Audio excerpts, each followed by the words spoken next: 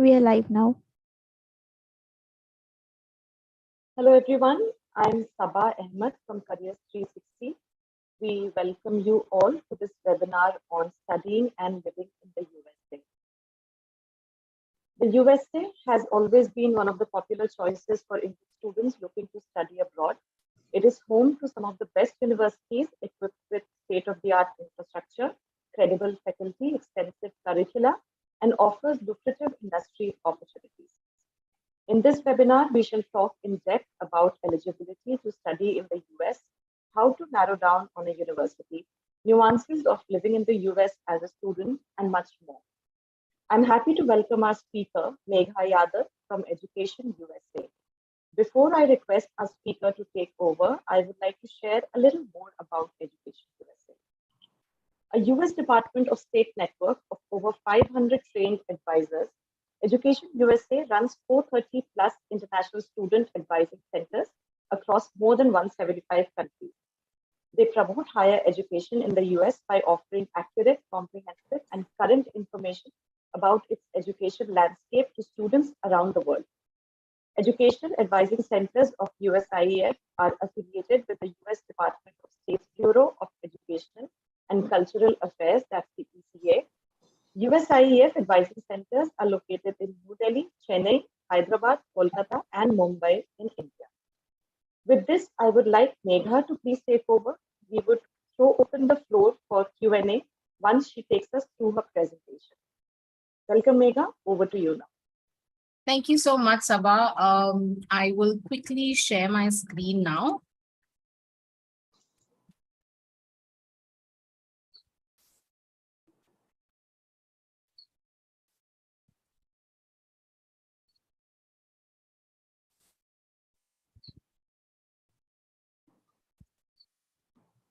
Please let me know if you're able to view my screen. Yes, it's visible.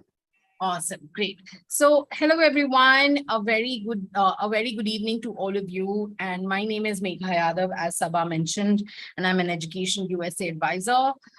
Today we will be talking about studying and living in the US, and what are the key things that you must keep in mind while you're applying to the universities in the US and while you're there in the United States. So what's it like to be there after you have been to the after you've applied, after you what exactly you should be doing while you're there, or before you even prepare for your departure. So very quickly, I will talk you through about the session goals. So we'll talk about a little bit about Education USA and why US, what are the type of institutions that are available in the United States, and what are the steps to study in the United States, how you can actually begin your application process, and what it is like to live in the United States, and eventually how you can connect with us, and followed by which we will have a Q&A. Just a quick housekeeping rules. In case you are not able to, hear me well, it'll be great if you could use your audio, your earphones for enhanced audio quality. And I will share a few links in the chat box, so feel free to access those, while you're attending the session. Very quickly about who we are and what do we do. So Education USA is your official source on US higher education, and we're supported by US Department of State, which Sabah very clearly mentioned, which means that we are a US government network, and our mandate is to provide accurate, current, and comprehensive information, and most importantly, unbiased information to students who wish to pursue their higher studies abroad in the United States. Now, when I say this, we also work, the way we work with students, we also work with US universities and colleges. So you will see us not creating any bias among the universities that this is better or this is better. We don't do that. And our presence across the globe is in 175 countries, more than 175 countries, where we have 430 plus centers. In India, we're located in 7 cities and we have about 8 centers, and every center is hosted by a different organization. So the centers in Chennai, Hyderabad, Kolkata, Mumbai, and New Delhi are managed by United States India Educational Foundation, also known as USIEF, or you must have heard it by Fulbright Commission in India. It is a binational entity that manages the Fulbright fellowships in India. There is another center in Bangalore, which also known as Bengaluru, which is managed by Yashna Trust. The one in Ahmedabad is managed by Indo-American Educational Society, also known as IAES. And the newest center in Hyderabad is being managed by Y-Axis Foundation. Now, why study in the US? Why US is such a magnet, an educational magnet for Indian students? There are a few reasons. One among them is the opportunity that is available. Like I said, that we don't create any bias among the institutions. So we work with all the higher education accredited institutions in the United States. And when I say that, there are about 4,700 plus higher education institutions in the United States, and we work with all of them. So the beauty of working, beauty of US higher education is that there is a plethora of majors that you can choose from. There is a lot of flexibility that you get to, explore while you're pursuing your undergrad or graduate degree. The technology, the research infrastructure is definitely class apart. It is a world-class infrastructure that you get to offer, and you get to learn not just theoretical, but on-the-job training, more of like a simulation training that you get to learn. The US campuses are quite welcoming when it comes to international students. By just looking at the pictures, you can see how vibrant and colorful the student and campus life is.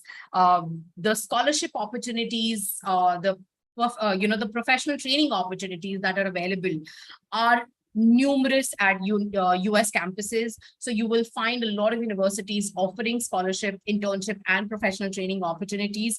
You will have career fairs that are that are organized by the universities, where employers come and interact with with students over there. A lot of universities also offer internship opportunities, co-op programs, and obviously scholarship opportunities, and a lot of funding opportunities as well. Now, by just looking at this massive stadium, you can see that how big a community becomes when it is there at a university. So you are, it's like home away from home. You will get to see, you will all come together if you go to the US universities as a family. It becomes one large community that you get to be part of. And when you graduate, you don't just graduate with just your degree, you graduate with a great cross-cultural exposure, the alumni network, the robust alumni network that you will have for the rest of your life. And you will eventually, you'll find it extremely helpful throughout, through and through, while till the time you work, till the time you stay. So you will, even though if you plan to come back home, you will still have that great cross-cultural network, that exposure through, with you. That will sum up as a very, as a very enriching experience for all the students when they go for their studies abroad. Now, this is more or less like an institutional landscape that we will talk about. Now, majorly, there are two types of degrees, undergraduate and graduate. Now, among undergraduate, in the undergraduate degree, there are two types of undergraduate degree. One is associate degree and the other is a bachelor's degree. Now, when I say associate degree, it is supposed to be a 2-year degree, and a bachelor's degree is a 4-year degree. So any standard bachelor's degree is a 4-year degree in the United States. And in the graduate, among the graduate degrees, you will find master's, doctoral, and postdoctoral. So the terminology is slightly different as compared to what we hear in India. So if you are going for a bachelor's and associate degree, you are technically going for an undergraduate degree. And if you're going for a master's, doctoral, postdoctoral degree, you're technically going for a graduate degree. Now, how these degrees are available at these institutions? You will find most of the degrees available at public universities and private universities. Now, the major difference between the public and private universities is that public universities are state-funded universities, which means that they get their funding from the state, and private universities have their own investors, okay, or have their own, sponsors. Now, this is a major difference. But when I say that public universities are private universities, the quality of education does not get really impacted when I say that it's a public university or it is a private school. Now, another difference that you will find between private and public schools is that public schools, because they are funded by the state, they happen to be a little cheaper as compared to private schools. When I say that cost of attendance is lesser as compared to private universities. Having said that, private schools, on the other hand, offer more funding than the public universities. Now, there are liberal arts and sciences colleges, primarily these colleges are undergraduate, they offer primarily undergraduate degrees, which means the associate and the bachelor's degree. Now, these schools are these are colleges that offer multidisciplinary approach in your curriculum, which means that you get to club your academia along with your interests. So technically, if you want to, say, for example, pursue literature along with music, you can certainly do that. Okay, just an example, right? Now, at the same time, community colleges are again offered, they are mostly public community colleges, but these community colleges offer only associate degree. When I say associate degree, it means that these are this degree is more or less like a vocational degree that you get to on, and you can perhaps if you want to pursue, this is one degree that will help you earn some vocation as well, where you get to work as well. But at the same time, it is not comparable to a bachelor's degree. In order to have a bachelor's degree, you need to transfer from a community college from an associate degree to a university that offers bachelor's degree. So technically, in the 4 years of span, you have around 2 degrees, and you will be able to complete both your associate and your bachelor's degree. Now, specialized institutions are institutions that focus on a specific set of disciplines. Say, for example, there are design schools, there's art school, there is technology related schools. So you will find a different set of institutions that are available. Say, for example, conservatories that only focus on design or only focus on film, or there are fashion schools, or so on and so forth. Now, how Education USA helps you? Education USA has actually curated these 5 steps that will help you work on your application process. Now, these are 5 steps that will help you complete your application in a very timely and a structured manner. When I say all these 5 steps take about a year for you to complete your application process. So technically, if you are applying for fall 2023, which is August, September 2023, your application cycle begins this year. So you will begin your applications by researching your options, which is step 1, where you find the best fit of the universities. Step 2 is where you finance your studies, where if you are looking for any funding opportunities, this step will help you allocate the funding opportunities. Now, after you know about all these 2 steps, you can then move on to step 3, which is complete your application. We're going to talk about these steps in detail. Step 3 is where you can work on various components of your application.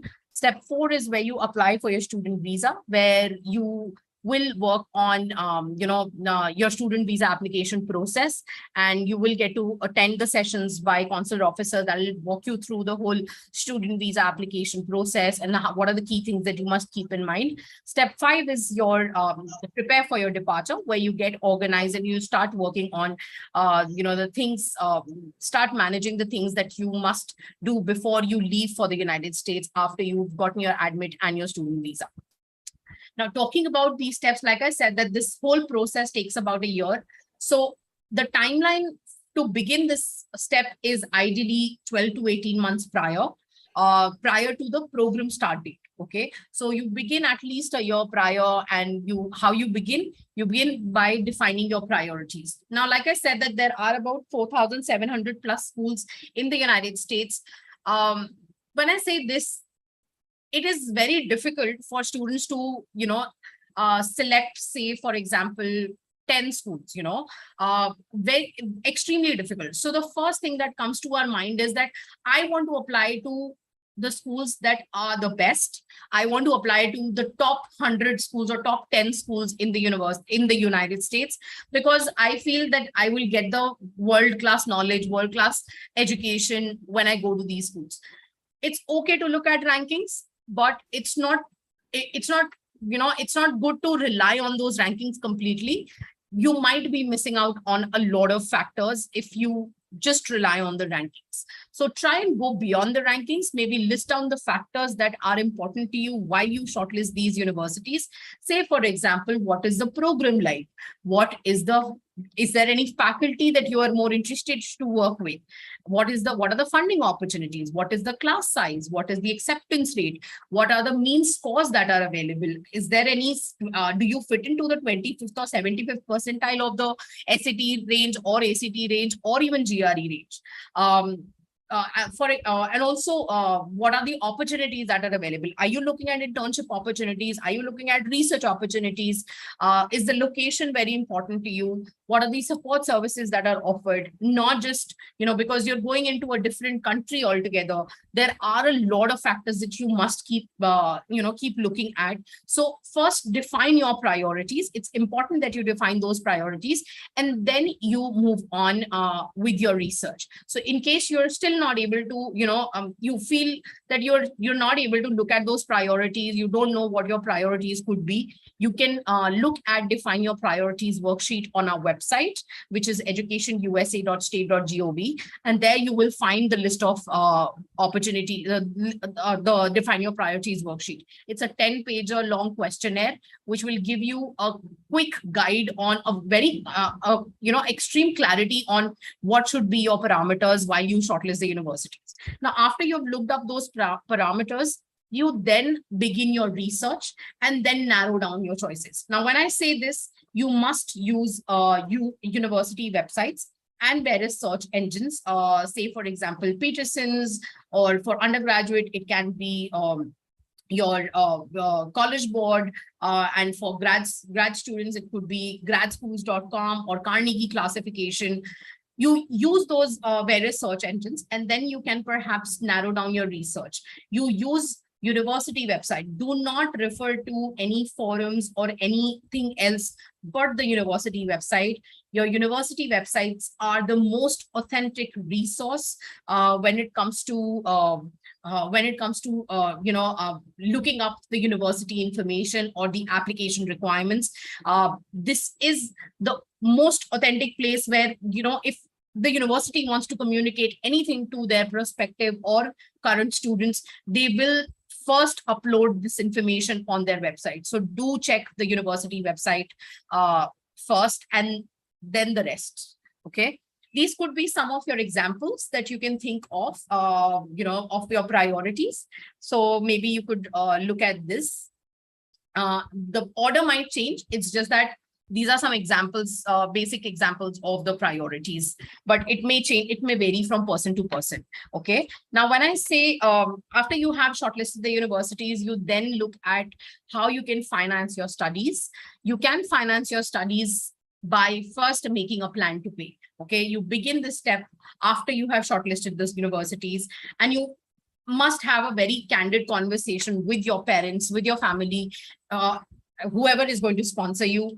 Talk to them about how much funds do you have, how much funds are you willing to, shed for your education every year, because studying in the US is definitely an expensive affair, and it's important that you do your prep at the very beginning so that you don't get disheartened, after you've gotten the admits, and then you say that, okay, I have gotten the admit, but then I don't have enough funds to pay. So it's important that you make your plan to pay right away. Prepare a budget. How you can do that is by first identifying the cost of attendance. When I say you identify the cost of attendance, I'm talking about your tuition fee as well as your living expenses. The reason why I asked you to identify the cost of attendance is because it varies based on school type, the program, as well as the location. So you might find the cost of living, say, for example, is higher in the East Coast or in, in the West Coast, say, for example, in California or New York for that matter, as compared to what you will find in Texas or Florida, just an example. So it's important that you identify that cost of attendance. Once you've identified the cost of attendance, you then look for what are your sources of funding. Now, how much funds you have available. Primary sources can be your family, and then obviously you also look at the financial aid opportunities that are available at these universities. What you can do is you can use net price calculator. You can use common data set for undergraduate students. You can also find a lot of financial aid opportunities available on the university websites. Everything will be listed there. You can also find Education USA's website come in handy when looking for financial aid opportunities. So do check for that. And there are a lot of opportunities. Like I said, when we talked about why US, I talked about a lot of practical training opportunities. So CPT, OPT, and these co-op programs are a lot of practical training opportunities available on campus, at the universities, but do check what these opportunities are. CPT stands for curricular practical training, which will gives you an opportunity to work while you are studying on campus. So you can, reach out to your designated school official. Once you're there, you can find how you can apply for CPT. OPT is optional practical training where you can work after you've graduated. You can work in an organization for up to from 1 to 3 years, depending on which discipline you are going in for and which field you are going in for. If you're going for any STEM related programs, you can apply for OPT for up to 3 years. If you're going for OPT, if you're going for any non-STEM program, you can apply for OPT for up to 1 year. Now, co-op programs are more or less like an internship programs which are embedded in your in your course curriculum. So that's something that you can look for, but don't rely on the step or on the third option, as in like on CPT, OPT, and co-op programs. The reason is that these are a little far-fetched. So maybe look at your primary sources of funding and then make a plan to pay. After you've looked up all of this, you then make a financial plan and start preparing your documents. The universities, if you are applying for, the universities where you're applying for scholarship opportunities or funding, some universities do ask you to apply early. So do check for their priority deadlines. What are their priority deadlines like? And then apply to the universities accordingly. Now, this is a basics, breakup, a standard breakup of your cost of attendance, your tuition, and your living expenses. And the next slide also talks about your sources of funding, how you can actually, these are some examples that you can think of. Family, is the primary source of funding, and then you will have US University awarded financial aid, the funding opportunities, then the on-campus work that you can talk about, or assistantship opportunities that you can talk about. On-campus work, as an international student, you're only allowed to work 20 hours a week, maximum of 20 hours a week. So, but when you work on campus for 20 hours a week, that will not cover your tuition technically, unless you're applying for any assistantship opportunities at a graduate level. But that will mostly cover your, living expenses, say, for example, your pocket money, like that only, but it will not cover your tuition technically. You can also look for external sources of funding. There are a lot of non-for-profit organizations in India actually, that offer funding opportunities to students who want to pursue their higher education overseas. So you can reach out to us and we can certainly share the link, share the details with you also. And there are a lot of athletics scholarship and discipline related scholarships that are available that students can definitely apply for. Now, once you have shortlisted the universities, you've looked up, you've made a financial plan, all you got to do is just start working on your application requirements. Now, this step, you can either begin along with step 1 and 2, or you can begin after you've completed step 1 and 2, depending how much time you have. All right. Now, when I say this, you first begin with identifying the university requirements, and that you will find it only on the university's website. Along with that, do check the university deadlines. Every university has its own set of deadlines that are available. So do check for that. Every university will have, if they will highlight with whether it is a priority deadline, whether it is an early deadline, or it's a regular decision. So depending what university you're applying to, look for their application deadline and take that very seriously. Okay. Ensure that you take your tests accordingly, depending on the application requirements. Look at the official testing organization websites and then schedule your tests accordingly. Ensure that you have taken these tests before the application deadline. So keep a buffer at least, of at least 10 to 15 days. Now, organize your transcripts. You will be required to get your transcripts, your letters of recommendation from your current or previous school or college or your university. Do reach out to first identify your recommenders well in time, and so that you can reach out well in advance with them to them and let them know that you will be you'll have you'll be reaching out to them for writing your letter of recommendation, and reach out to your university for organizing the official transcripts that they need, because they will take some time. Okay, so this is something that you can very well reach out to the university well in advance. You will also be required to write your essays and prepare your resumes. And once you have all the components readily available, you can then submit your application before the deadline. Now, take this deadlines very seriously. The reason why I say this, that in case, say, for example, the application deadline is December 31st. Now, the moment which when I say December 31st, I mean 11:59 p.m. The moment clock strikes 12, and if, say, for example, you get late by a minute, your application will be considered late. So it's always better to keep a buffer of at least 10 to 15 days between your application components, get your application components ready, and your, so that you have enough time to go through your documents. And in case there is any contingency that is there, you can still, work on that. And then you can submit the application beforehand. Try and avoid submitting your application, just a day before or 2 days before, because usually the system crashes, and you never know that your application might be considered late or might get delayed. Okay, so keep that in mind.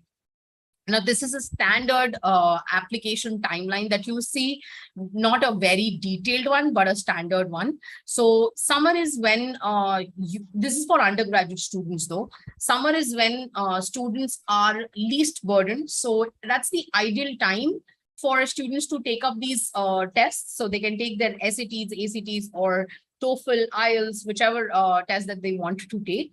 But it totally depends on the student, how comfortable the student is. Ensure that you have done enough prep and you can take the test as long as it is before the deadline. So that's totally good. Okay. August 1st is when your application cycle begins for all the undergraduate students. So you can begin with creating all your application accounts, your account on the application systems. And then your financial aid application starts in August and goes till February. So depending if you are planning to apply early, which is the early deadlines in November, if you're planning that, then maybe your financial aid application deadline may be a little early, as depending on what the deadline is. Your November is where you have your early deadlines, your early decision, early action, and restrictive early action. Also, the University of California system also has their application deadline in November, that is November 30th. And December, January is when you have your regular decisions. Now, this is the standard undergraduate application package that you see in front of you. I will reiterate this fact that you must check the application requirements on the university's website. It is only listed on the university's website, so do check that out. You will be required to submit an application form and fee, academic transcripts, your admission test scores, your language proficiency test scores, letters of recommendation. Do not try to write your own letters of recommendation, and that goes for undergrad and grad students both. You must reach out to your recommenders well in time. Give them enough time to write a letter of recommendation for you so that it is not rushed. And do not ever write your letters of recommendation on your own, because you will be writing your application essays. And if you write both the documents, the writing style for both the documents will be same. And you don't want that to happen, because it's very easy for the universities to figure it out, and that could lead to rejection. So ensure that you reach out to your recommenders well in time and get your letters of recommendation well in place. Now, universities in the US, I'm talking about all these application components. Universities in the US follow holistic application process. If you see, every component is equally important, right? So your supplemental essays are also important. Your financial aid forms are also important. Activities list or your resume is also important, and so is your interview. But at the same time, there is no, no bias that, okay, this is more important or this is that important. Every component will be equally important. So it's important that it's actually critical that you, give due importance to every component and you work on it accordingly. Okay. It balances out. They are looking for a wholesome application, not looking for just the cutoffs or just the threshold. Or just the academic scores. I'm not saying that academic scores are not important. They're equally important, but they also want to see who you are as a person, whether that individual is the right fit for the university or not, from the university's point of view. Okay. Now, this is a standard timeline for graduate students. So summer is when you can probably take your GREs and GMATs or your language proficiency tests. But again, like I said, it totally depends on you, how comfortable you are. So as long as you are comfortable to take up these tests, you can take it in summer, or else do it as long as you do it before the deadline, that should be fine.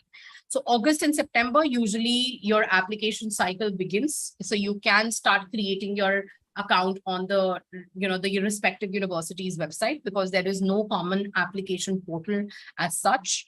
The priority deadlines are usually in October or in early November. So you can look for the university application deadlines like that, the priority deadlines. Or if you're looking for any scholarship, universities might ask you to apply a little early. September through November is your time when you can start when you can work on your SOPs or your essays, your letters of recommendation, and your resumes. So you can give enough time to your recommenders so that they can write a recommendation for you.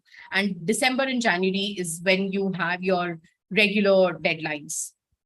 Now, this is again a very colorful sheet that you see in front of you, which is your standard application form and fee.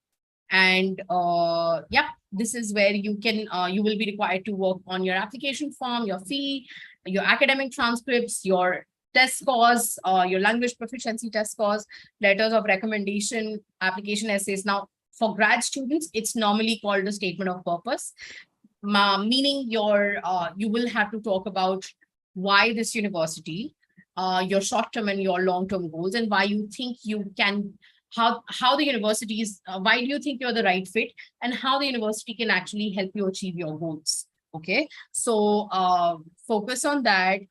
And some universities might also ask you to work on a personal statement. And depending on the discipline that you are applying for, some universities might ask for a portfolio or a diversity statement. You will also be required to submit your financial documents while you submit your application. And along with that, resume is required at an undergraduate, at a graduate level. Interview could be optional. In case you're applying for a PhD, then a proof of research capability or a writing sample or a interview might be required. Mostly it is required. Now, after you've completed your application, you have worked on every component of your application. You then move on to step 4. You've submitted your application.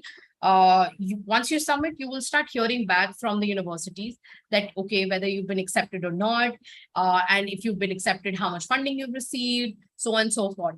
And this happens somewhere around February till April. So you will be required to, decide onto one university that you want to, attend. You select that one institution that you want to attend and share your confirmation with them.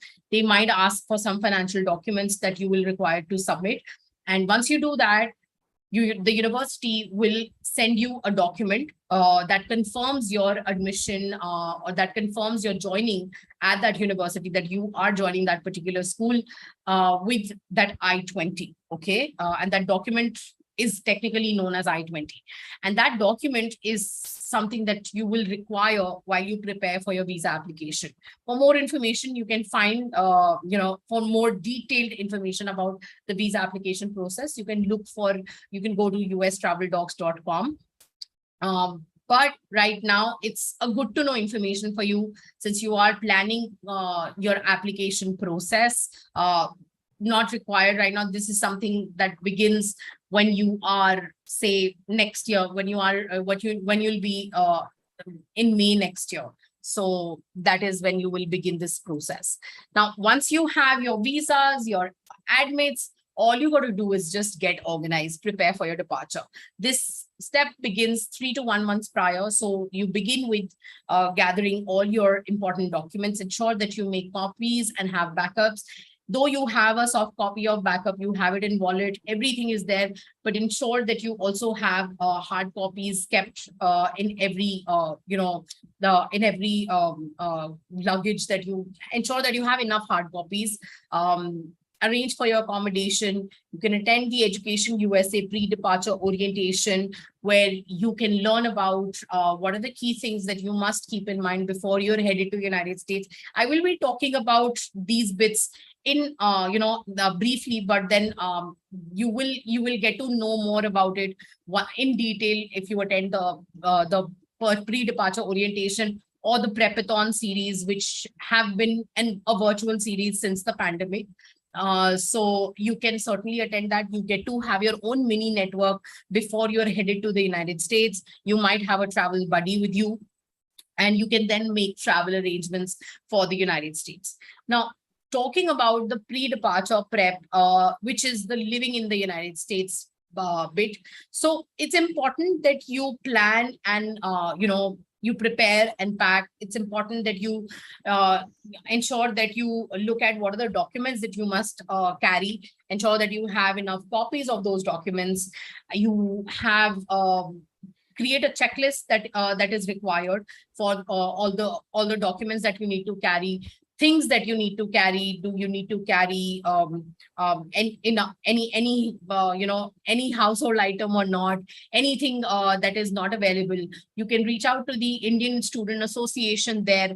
They will guide you through what are the things you must carry to the United States while you're there on the campus, and check the latest guidelines. So when you are admitted, when when your visa is done, you need to continue to look at what the look at the communication that university keeps sharing with you. The universities do share their latest guidelines through the International Student Office. So you will start hearing from the International Student Office, where they will tell you more about the orientations, what are the things you must keep in mind while you're planning your departure. So all of that.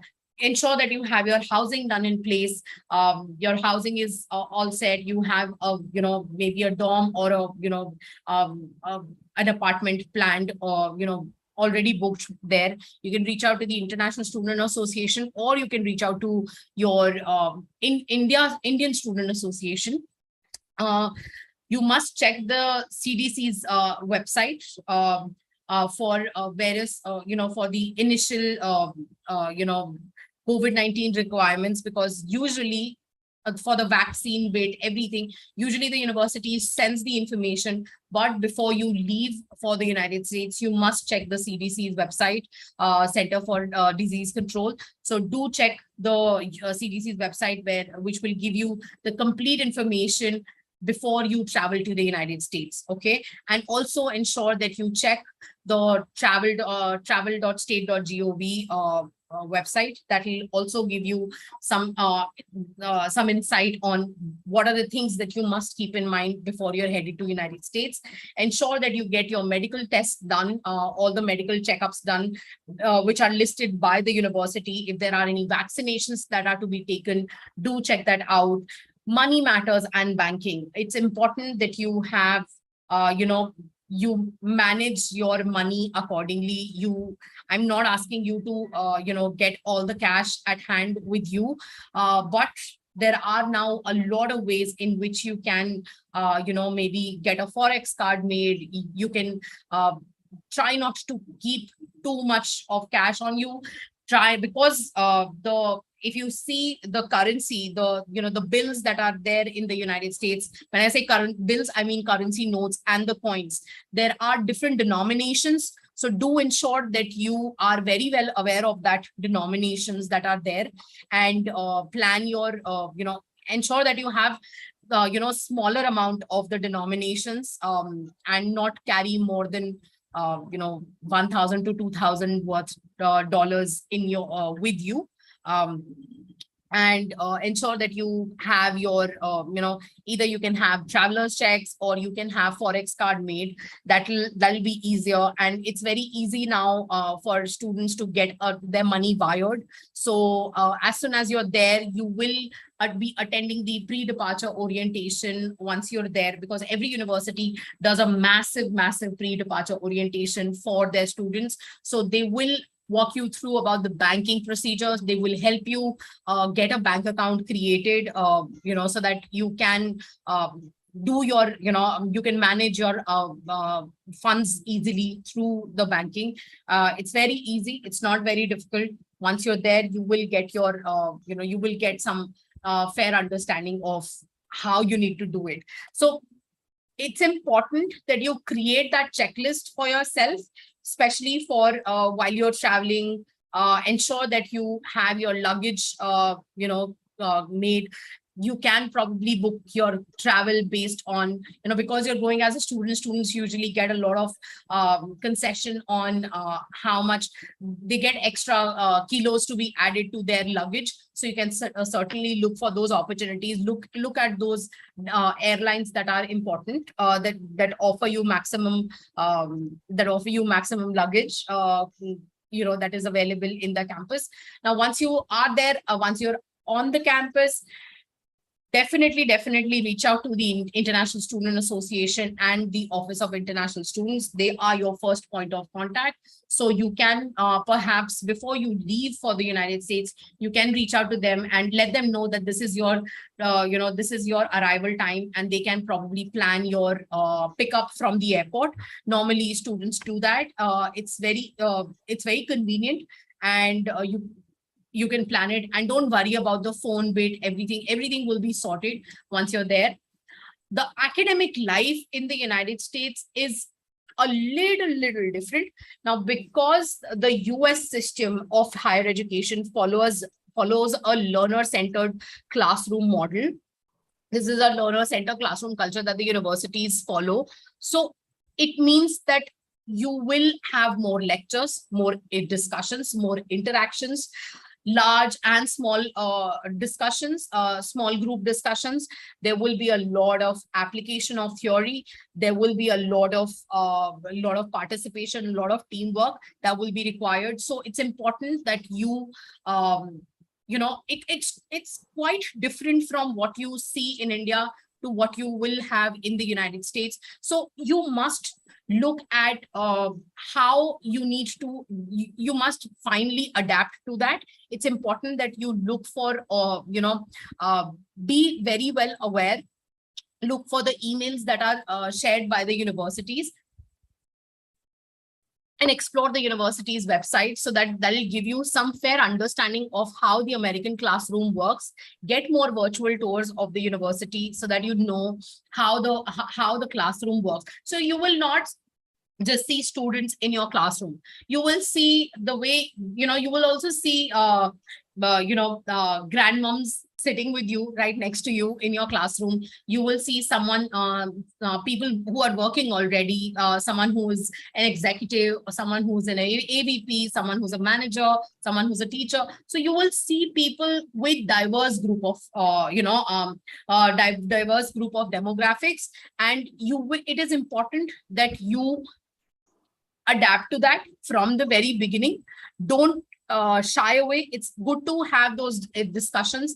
Networking plays a very important role, and this will eventually help you long run. So is the communication with the professors. The professors you will not see the professors coming to you and telling you everything. So maybe right after you have registered for the class, the professors will send out a welcome email, or they will share the syllabus for the whole semester. And you can communicate with them by email. When it comes to having an in-person conversation, you can certainly schedule an appointment with them to meet with your professors.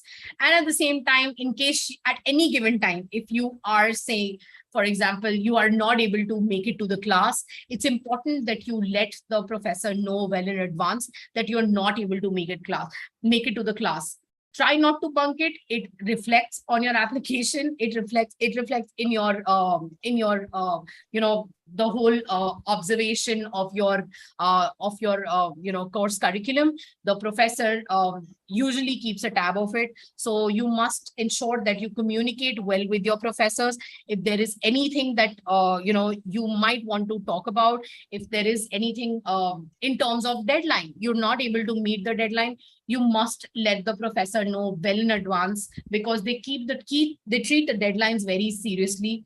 So if at any given time, if you say that you will not be able to make it to the deadline, you will not be able to submit your assignments within the deadline, you can definitely let them know well in advance. You can write to them, tell them that this is the actual reason why you're not able to work on it, and they will give you an extension. So it's important that you keep your communication strictly professional.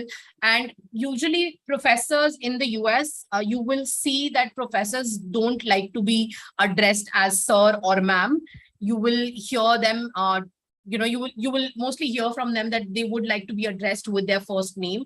So you can either address them with their first name, or just by saying professor and the last name. That is how they can be addressed. There is no sir and ma'am culture in the United States. So maybe you might want to shy away from that. You will also be required to select courses. Reach out to your academic advisor, your academic coordinator, who will help you look at your, the coursework. So you can, that is something that you can look for. Academic services, there are a lot of orientation, assistantship, and opportunities available. Do check for that. The universities do offer all of this. The orientations are a must for you to attend. There is a massive pre-departure orientation organized by Office of International Students. And there is an academic orientation or departmental orientation that you must attend, that is organized by your respective department. Okay, the College of Business, or maybe College of Information Technology, or College of Information Services, or College of Education, whichever. So you must attend those orientation, because that will give you a clear overview of what is being expected out of you, what you have to do, where to reach out to, who to reach out to when you're there. Okay, and you will also be able to network. Okay, now academic integrity is very, very important. It's important that you maintain that honor code. Plagiarism is a big no in the United States. Every university every university in the United States, university or college, has established this honor code, which which is important for students to understand. When they come to the United States, you must submit your assignments that are totally original. In case you are quoting any instance or quoting any brief or any excerpt from the internet or from anywhere else, you must cite the source of that. It is important. You can't make someone else's work your own. So it's important that you highlight that your work should be original. So it's important that you maintain that. There have been cases. So it's important that you maintain that honor code, you maintain that academic integrity. Usually students are also, there are online learning opportunities that are also available, online courses. If anyone, wants to come back in summer and then wants to do an online course, they can do that. Thanks to the pandemic, there have been a lot of hybrid learning and online learning. The universities will guide you through what are the online learning opportunities that are available. Now, you will be adjusting into the new socio-cultural environment. So it's important that you understand the cultural differences. Very major differences that Americans happen to be very low context and Indians happen to be very high context. Okay. So if we say that it is a yes or a no, for Americans, if it is a yes, it is a yes. If it is a no, it is a no. There is no maybe in between. Okay. So they happen to be very direct in their communication. They don't beat around the bush. So it's important that you directly put your point across, okay? And adapt to the culture well in advance. There will be a lot of there will be cultural shock at the very beginning, especially in the first semester. So there are quite some ways to combat that culture shock. First is jet lag. Second, you will find it lonely at times because you might regret your decision in the very beginning, but you will have to keep up. You will have to ensure that there will be a lot of, so you will find more ways.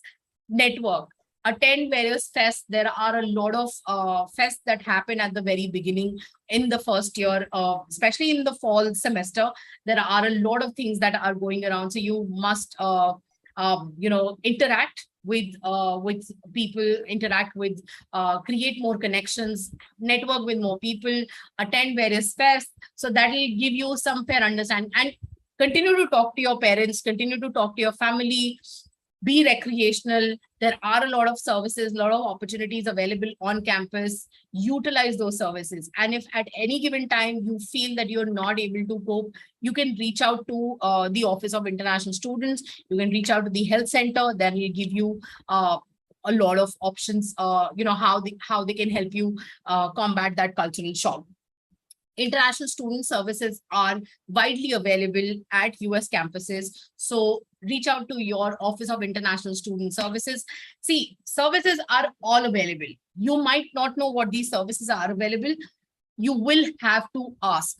It is important. You gotta ask these universities, ask the right question, ask the universities what are the services available, explore.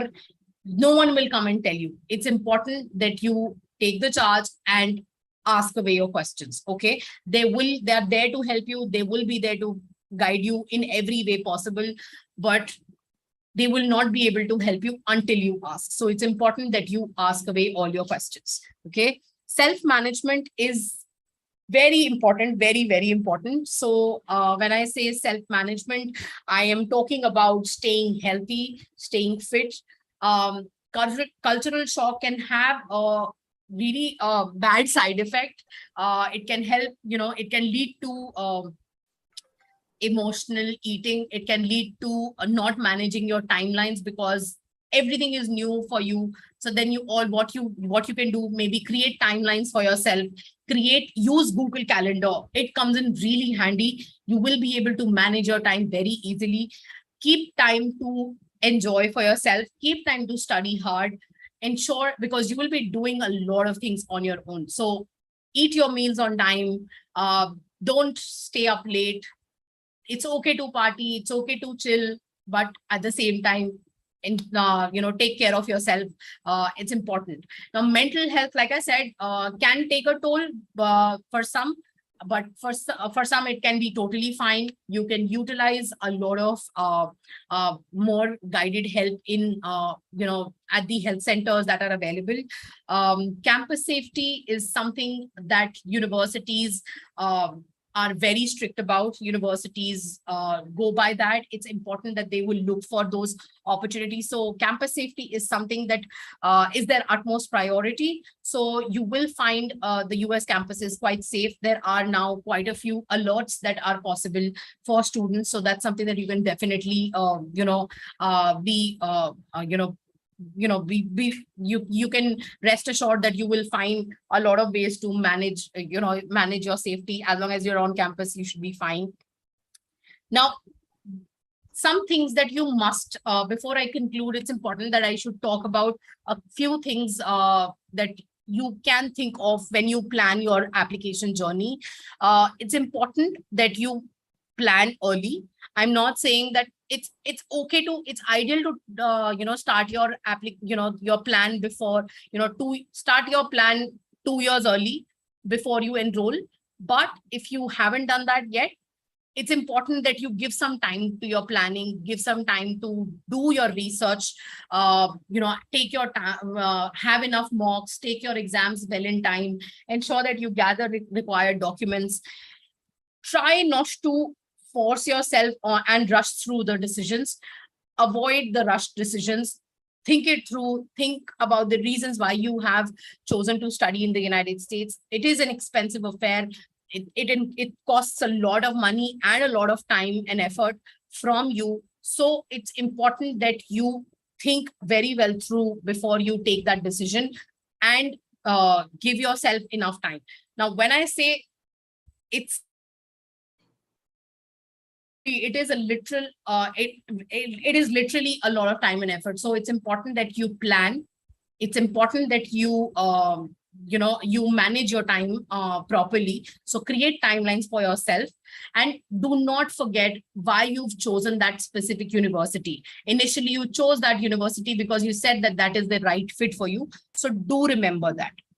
Okay, with that, I'm through with my session, and I can probably talk about how you can connect with us. So Education USA has a mobile app that gives you the first-hand information, and you can explore this mobile app on App Store as well as on Play Store.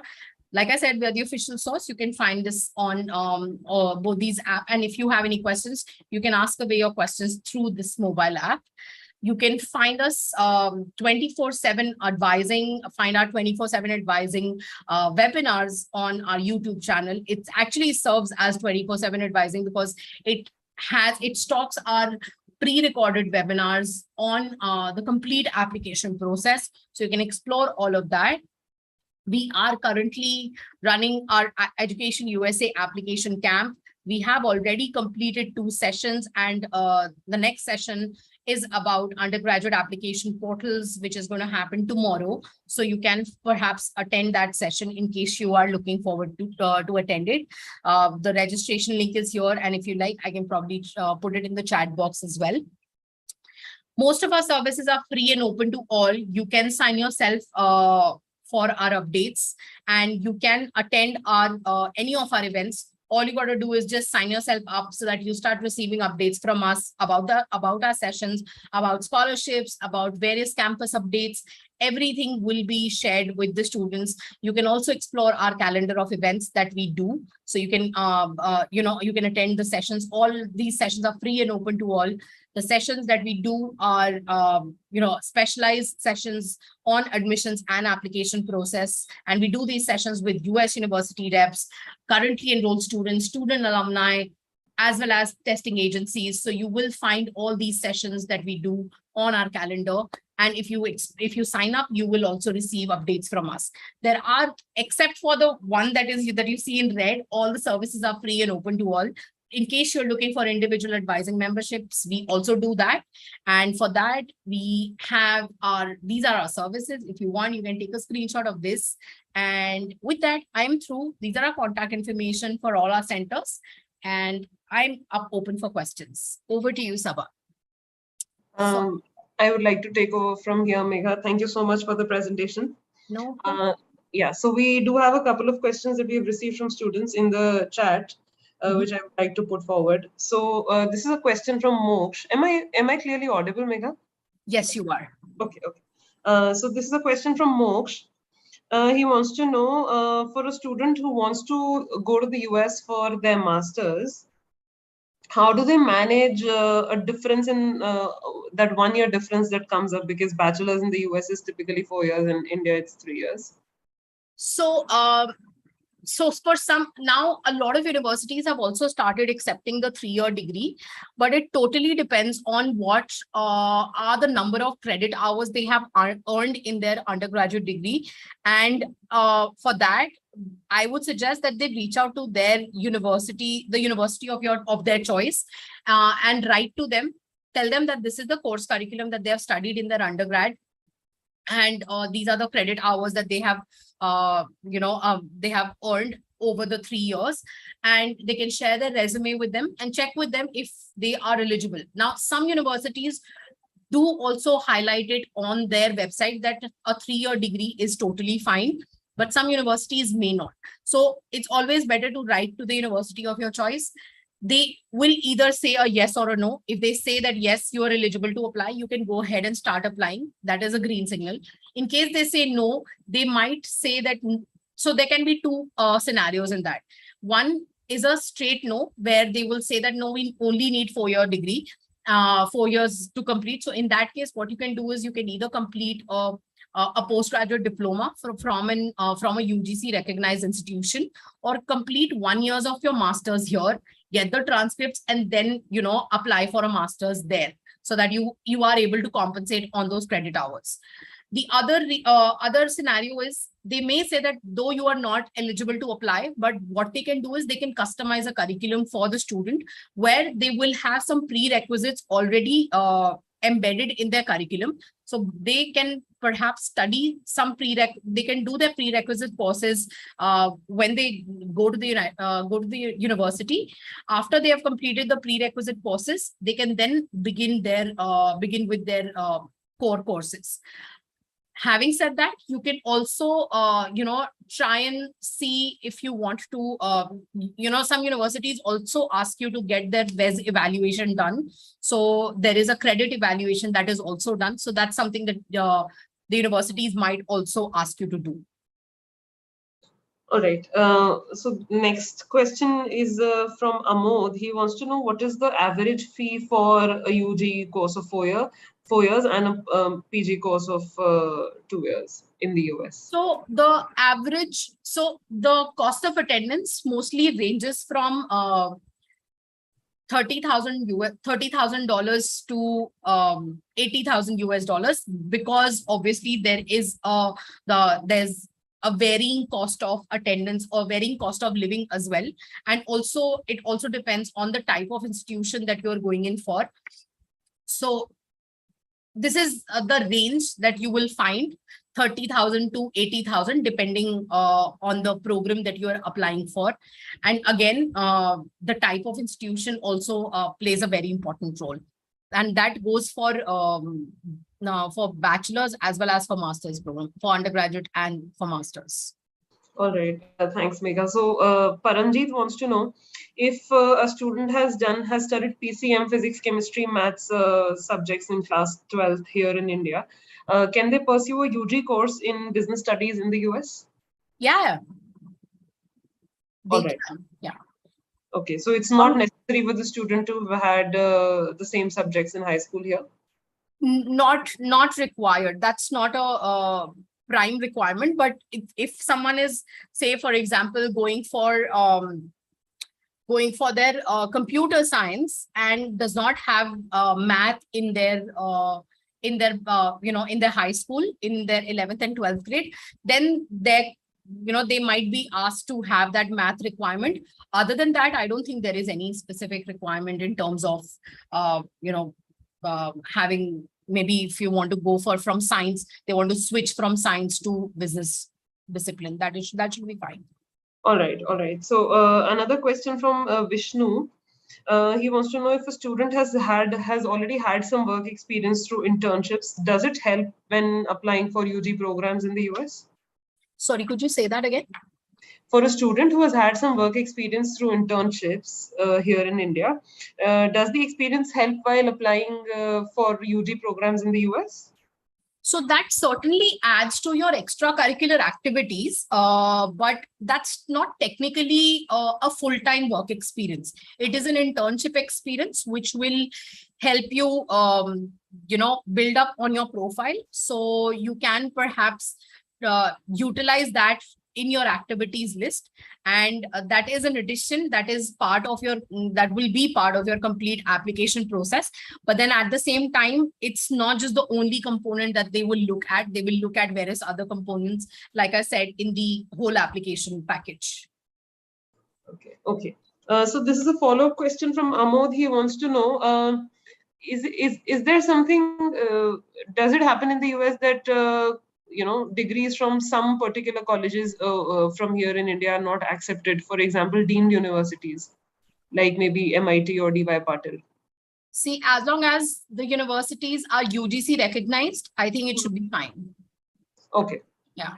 All right. Okay. Megha, could you also please throw some light on how different kind of work opportunities for students who go to the US for UG studies? When you say work opportunities, do you mean practical? What are the kind of part-time jobs they can take up, and what is the average earning that they can look at? So, as an international student, you are only allowed to work a maximum of 20 hours a week, and that is only on campus, not off campus. So technically, when you say part-time work, that part-time work is allowed at the university, but not at a restaurant or anywhere else. So, which is illegal. So you're not supposed to do that. In case this gets discovered, you can be deported. So, and which will eventually be there in your records. So that's something that you must be very careful about. You must be wary about. So that is one.